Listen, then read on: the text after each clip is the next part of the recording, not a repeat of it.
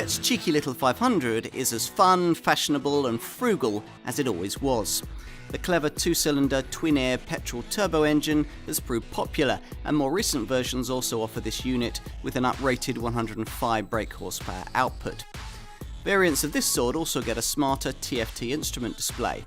It's all enough to keep this Fiat in the frame if you're seeking a trendy urban runabout.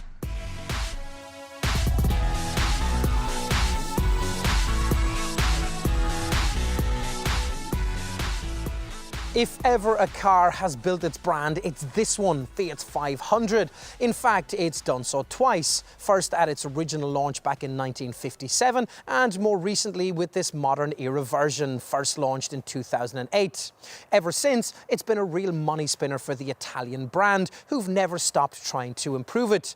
Most notably in early 2014, when buyers of the more expensive versions got a smarter TFT digital instrument display and the option of a pokier 105 brake horsepower, clever two-cylinder twin-air petrol engine. This improved model is the car that we're looking at here. That flagship engine is key to this model's appeal. First, it bridges the previously rather large gap between the standard 500 range and the sporty Abarth 500 models. Secondly, it at last gives Fiat a tool to directly compete with what is probably this car's closest competitor, the Mini hatch, and its most affordable three-door Mini One form. In truth, that rival is actually a slightly bigger car, but potential buyers of this Fiat typically tend to consider trying to find the extra money for it. To keep them loyal, this improved 500 model's smarter cabin and slick TFT digital instrument display will be a key for the Italian brand's salespeople. Here we're looking at the traditional three-door version, which, as before, is also available in 500C guise with an electrically retracting fabric top. Now, either way, it still offers all the cute, fashionable flair you could want, and across most of the range, super low running costs that, thanks to the clever twin-air and multi-jet technology, easily beat not only those of a Mini, but also any conventional little small runabout. So, on paper at least, this car remains a strong proposition. The small fashionable city car segment, though, has changed substantially since its original launch. Does this Fiat still have what it takes to compete? Let's find out.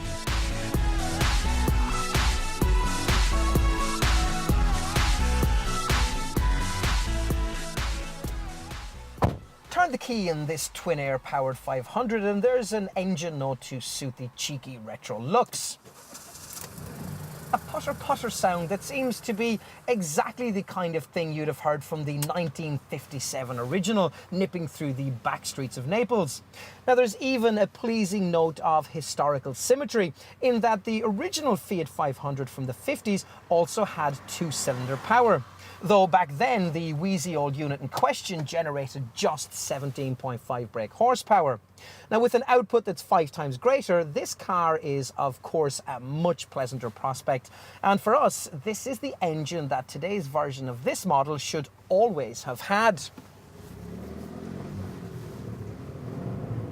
Not that there isn't also still a place for the more conventional 69 brake horsepower 4-cylinder 1.2 litre petrol unit that props up the range, or indeed for the 135 brake horsepower 1.4 T-Jet turbo petrol power plant that serves in the hot hatch Abarth 500 model. You can also see why some 500 buyers might continue to prefer the 95 brake horsepower 1.3 litre diesel variant, which on paper matches the twin air's frugality, but in day-to-day reality probably betters it. But for all of that, I can't get beyond the cleverness of this version. A two-cylinder engine just 0.9 litres in size, to my mind, is the kind of thing likely to generate little more power than the average sit-on lawnmower, which indeed was pretty much what you got in the 1950s version of this car. Yet here there are at least 85 braked horses on tap, sufficient to see 62 miles per hour blow by in 11 seconds on the way to academic maximum of 107 miles per hour. That's the same kind of performance you'd get from the diesel version, and a big improvement on the speed you get from a base with petrol 1.2, which needs around 13 seconds to reach 62 miles per hour and can't quite reach 100 miles per hour flat out. I mentioned that the twin air variants can offer you at least 85 brake horses because these days Fiat does allow you to specify a pokier 105 brake horsepower version of this power plant. Now this puts this car right on par with its arch rival, the 102 brake horsepower Mini 1, and the performance is comparable with that car too. In comparison to the twin air 85 brake horsepower unit, rest to 62 improves to 10 seconds dead en route to 117 miles per hour. That's if you press the Sport button, which transforms the TFT dash display screen that pusher models get into a turbo boost gauge, along with graphics that turn from white to red. It's easy to get carried away with the sporty feel that all of this provides and forget that in reality the 145 Nm torque figure that this 105 brake horsepower twin air engine generates is no greater than the pulling power you'd get from the 85 brake horsepower version of this same unit. So you need to be quick with the slick shifting high mounted gear lever to keep in the meat of the power band. Now on the subject of torque, I should point out that you don't actually automatically get the full quoted amount unless you disengage the eco button that's on the dashboard. Now this restricts the engine's output to just 120 Newton meters of torque in the interest of efficiency, which can be a bit disconcerting if you forget it's on, then suddenly need to dive for a gap in the traffic. It's true that if you work this two-cylinder engine hard, it can get a bit vocal, but even then the gruff, slightly throbby note is characterful rather than unpleasant, and around town, refinement is more than acceptable. Now, if you are urban bound and looking at the two lower-powered petrol 500 model derivatives, well, you might want to consider the optional but rather jerky dual logic gearbox, a kind of manual transmission without a clutch. Unless, of course, that is, you like all of that left-footed pumping, of course. And city dwellers will also appreciate the tight 9.3 metre turning circle. As ever, most of the underpinnings are based on the running gear of the previous generation version of Fiat's other, more conventional city car offering. That's the 5-door Panda, which is no bad thing, as that car remains a pretty fun steer. Now the 500 is a bit stiffer though, and one reason why earlier versions of this car had a bit of a choppy ride, an issue since solved by tweaks to the rear axle. Now you can still throw the thing about on country lanes, but now soaks up small urban bumps much better. So everyone's happy. The more feelsome electric power steering setup is welcome too, and as before, there's a city mode option to increase the assistance that gives at parking speeds. Urban friendly through and through, you see.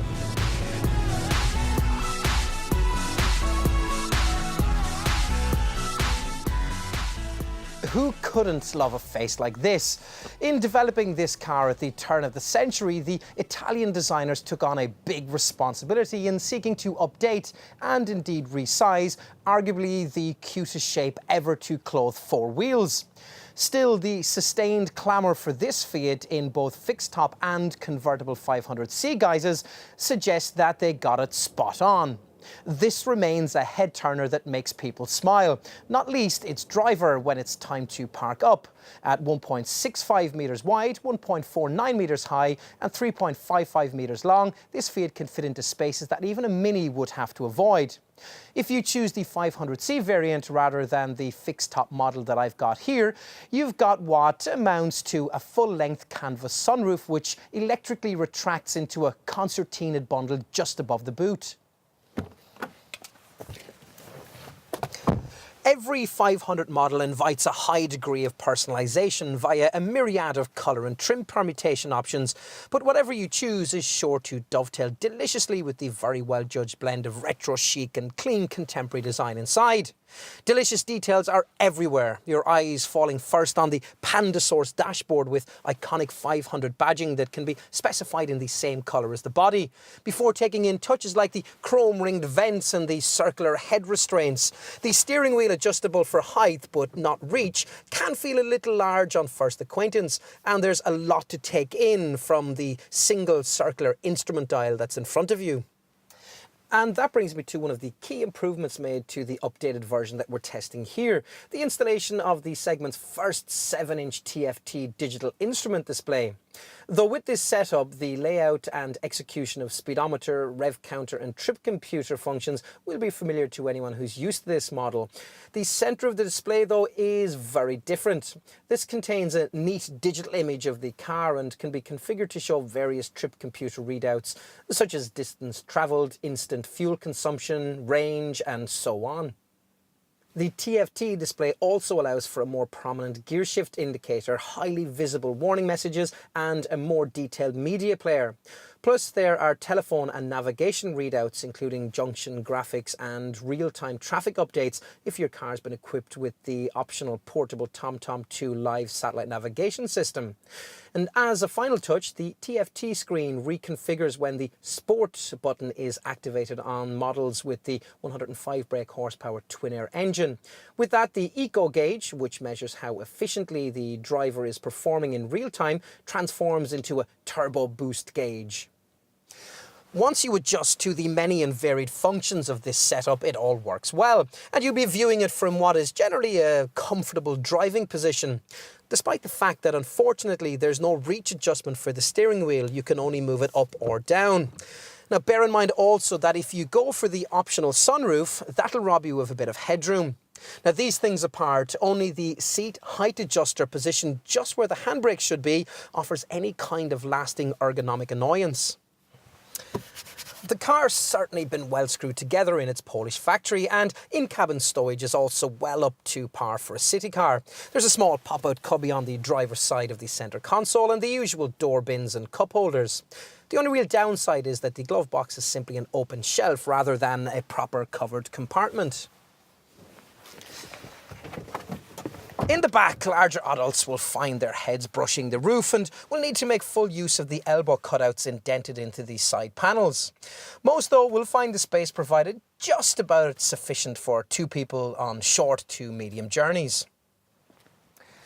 Out back, the boot remains one of the smaller offerings in the segment, though the 185-litre total is still around 15 litres more than you get in a rival Toyota Aygo and Vauxhall Adam models, and almost on par with other city runabouts like Citroën C1 and Peugeot's 108. What's probably crucial is that the space you get is only 26 litres less than you'd get in a 3-door mini hatch. Now it could be bigger though, and the reason I know that is that the Ford Ka, which rides on exactly the same underpinnings as this car, offers you 224 litres. Now if you need more space, then you can push forward the rear bench, which splits folds in all but the entry-level trim. This frees up 550 litres.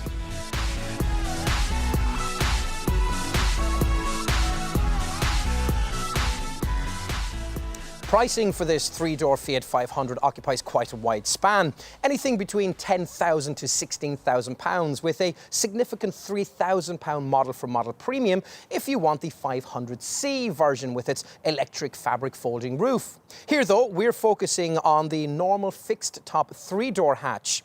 Now bear in mind that at the bottom of the range you'll be limited to the old tech and not especially efficient 1.2-litre petrol engine. For more efficient twin-air petrol or multi-jet diesel motoring, you'll probably be looking at spending at least around £13,000 by the time you've allowed for some well-chosen extras. If, like many buyers, you're looking at the lower powered of the two twin-air petrol engines, the 85 brake horsepower unit, then you could alternatively consider paying an extra premium of around £400 or so to get yourself the more real-world frugal multi-jet diesel version. Or alternatively, a premium of around £600 would get you the extra performance of this pokier 105 brake horsepower petrol twin-air variant.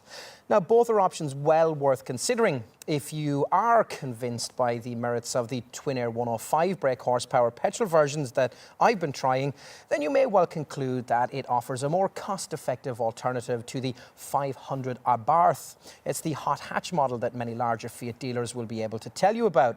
Now, that car has a more conventional 4-cylinder 1.4-litre turbo petrol power plant, so inevitably offers more performance, but it's £1,000 more, pricier to insure, and much more expensive to run. On to the value proposition represented by 500 model range pricing as a whole. Now, if you knew anything of the back history to this Fiat, you might expect its closest competitor to be the Ford Ka that rolls down the same Polish production line.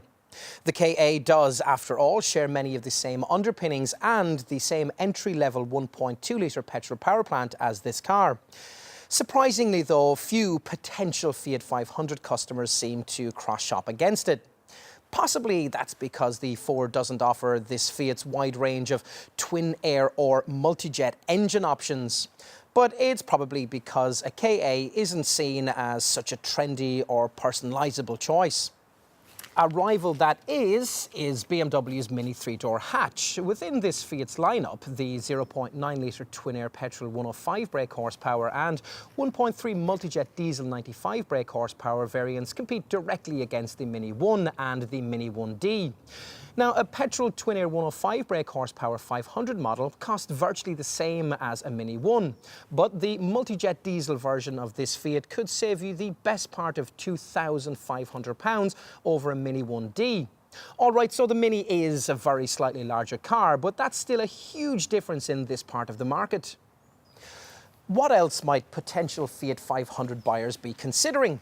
Well, niche choices like the Smart for 2 and the Toyota IQ are possible trendy alternatives to a base 1.2-litre petrol version of this car, but both are slightly pricier, slower and less versatile.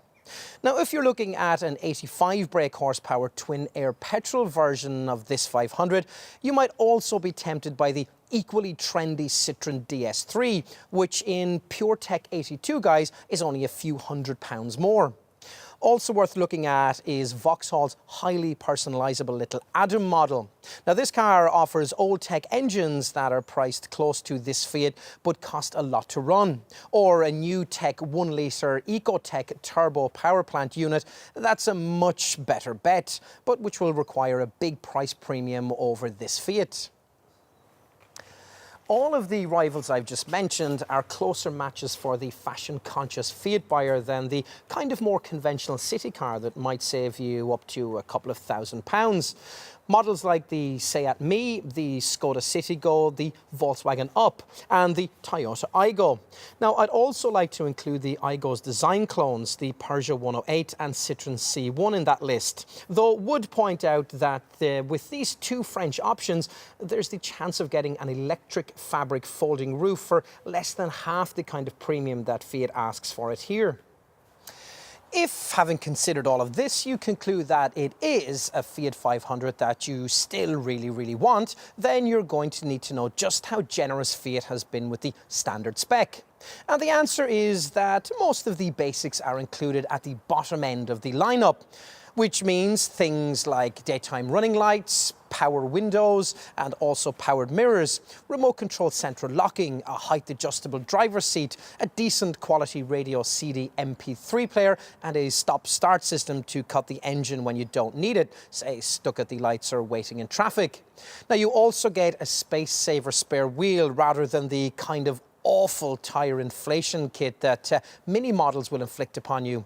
In base trim, though, you don't get a split folding rear bench, which seems a little bit mean. Trim levels range from pop through colour therapy and lounge to S and this top cult version. Unfortunately, it's only the last two of these that get the smart 7-inch TFT digital instrument display, though it is an option at mid-range lounge level. Other popular options across the range include air conditioning and rear parking sensors, though if you need help to park something as small as a Fiat 500, you might well need a visit to the optician. What the dual logic automatic transmission urban dwellers will like is a £750 option on both the two lower powered petrol variants. If you can't stretch to the significant premium Fiat, still insist on asking for the fabric folding roof 500C model, then simply fitting a sunroof might be a more affordable way to go. If you've extra budget, it's better though to prioritise Fiat's clever Blue and Me infotainment system, which features wheel-mounted and voice-activated control for the stereo, as well as features that can monitor your driving style and suggest improvements for peak efficiency. Now, a Blue and Me TomTom touchscreen system integrates navigation and phone functions in a neat removable package. Other features that are either standard or optional as you ascend the range include climate control, front fog lamps, dark tinted glass, bi-xenon headlamps, an electrochromatic rear view mirror and an upgraded Interscope hi-fi system with subwoofer. Now there's even a choice of personalised ignition keys. And at the top of the lineup, the plush cult trim level that I'm trying here really should make you feel special. Here there are 16-inch alloy wheels, these rear parking sensors, a smart black roof panel incorporating that sunroof, and nicest of all, Poltrona Frau leather upholstery. Now, colour will be important too for potential buyers. The urban white tri-coat and vibrant electronica blue shades will help more extrovert buyers stand out, as will a range of optional stickers and decals. Onto safety, and laudably, Fiat haven't skimped on the airbag tally. Twin front, side and curtain airbags, plus a driver's knee bag being provided even in this model's cheapest guise. Anti-lock brakes with electronic brake force distribution are there to help you avoid the need to use them, and ESC stability control is also included. On top of that, you get Fiat's ASR and MSR traction control systems, tyre pressure monitoring and a hill holder clutch to stop you from drifting backwards on uphill junctions. Now, it all justifies this car's 5-star Euro NCAP safety test rating.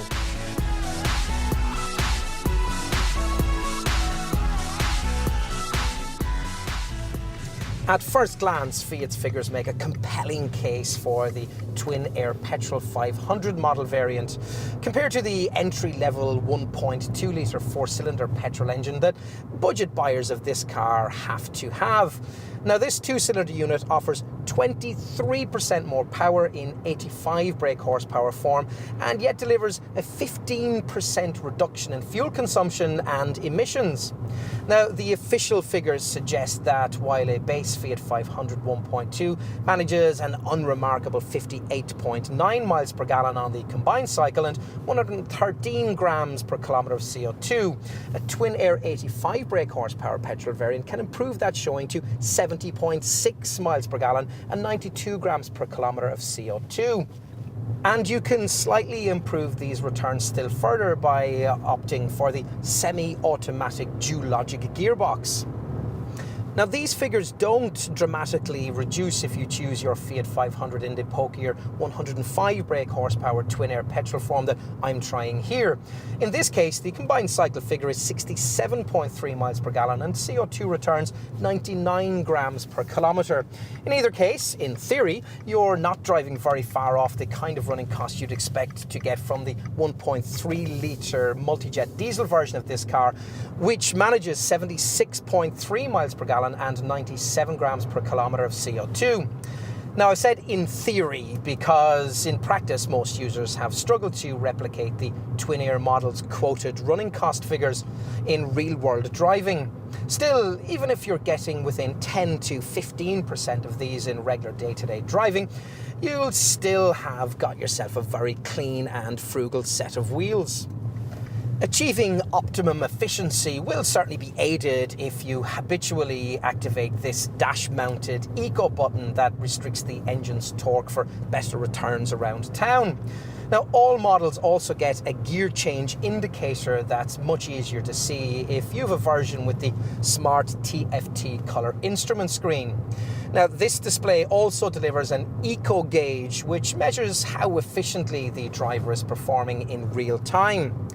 And if you've specified the Blue and Me infotainment system, you also get features that can monitor your driving style and suggest improvements for peak efficiency. Now, all 500 models, meanwhile, get a stop and start system as standard, and that's across the range, cutting the engine when you don't need it, say stuck in traffic or waiting at the lights. What else? Well, this car should certainly be cheaper to insure. For the base petrol 1.2, you'll be rated at between groups 5 and groups 9. For the twin-air 85 brake horsepower, you'll be rated at between groups 10 and group 13. And for this twin air 105 brake horsepower variant, you'll be rated at group 15. The 1.3 multi-jet diesel models rating lie between groups 14 and 15. Residual values too are higher than you might expect for a small, affordable Fiat. And you also get a 3-year, 60,000 mile warranty and a year of roadside assistance cover too.